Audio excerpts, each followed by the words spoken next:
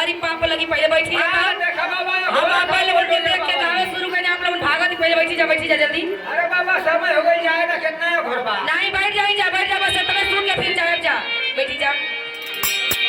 तब ले कर का मालिकार। अरे ये मालिकार तनी धाई ना जी आपके 12 दिन के बाद पेटा भयल बा। ए बाबू जब अगर हमहन है जा त घाम लगेला त इहे दुपट्टा भैया छुआई ना अगर हमहन के बिरादरी में घाम लगेला तो यही लोगन ऐसे करेला ऐसे पूरा लपेट के भैया ऐसे कस के पगड़ी बांध लेवे न चला भैया ऐसे के पगड़ी बांध लेवे न यही बिरादरी में जब घाम लगी तो ऐसे पगड़ी बांध के चल गए ताऊ से